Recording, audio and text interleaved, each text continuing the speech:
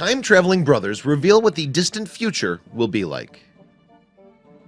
Time travel is a fantastical concept that most would consider the stuff of science fiction.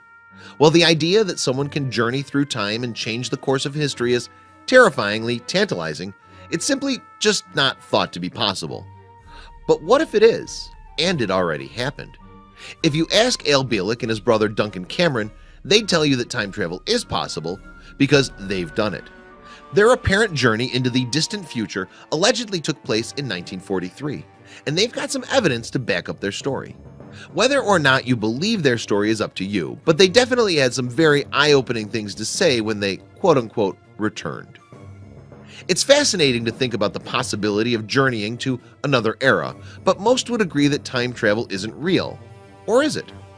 In 1943, a man named Al Bielek and his brother Duncan Cameron apparently traveled to the distant future. Upon their return, they had some very interesting things to tell the world. Al and Duncan's story start in 1943 on Montauk, Long Island. There, the Montauk Air Force Station was allegedly developing psychological warfare techniques that included studying the concept of time travel. The brothers were aboard the USS Eldridge, a top-secret naval ship that could supposedly turn itself invisible and teleport around the world. If that wasn't crazy enough already, Al and Duncan claimed that they jumped off the ship late one evening, and instead of landing in the water, they traveled to the year 2137.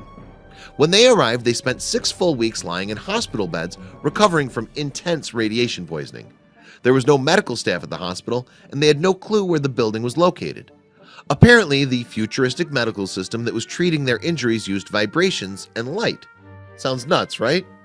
Well, there were televisions lining the room that were playing educational and news programming, and that was where the brothers learned some very shocking things about the world.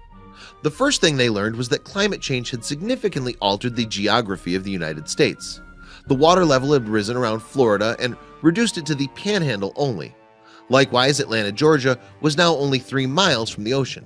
The Mississippi River had become an inland waterway, and the Great Lakes had all merged into one massive body of water. The 3 brothers were also shocked to learn that the Earth's magnetic poles had started to shift. Thankfully, there was an artificial pole structure that was built to prevent the collapse and reversal of the North and South poles, which would have destroyed all life on the planet. War had also broken out all across the globe. The Russians went to war with China, and the United States was involved in a devastating conflict with several European countries. A number of major US cities were destroyed, and the infrastructure of the government completely collapsed. One of the most startling pieces of information the brothers supposedly learned was that the entire world's population had been reduced to 300 million people, with the United States housing 50 million of them.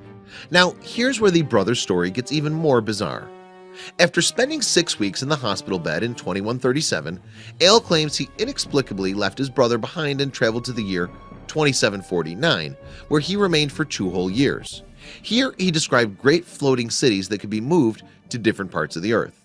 He also said that everything was controlled by a synthetic intelligence computer system that ran the entire world.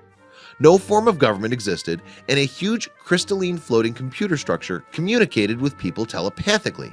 The society was completely socialistic, and every living person had their basic needs for survival taken care of.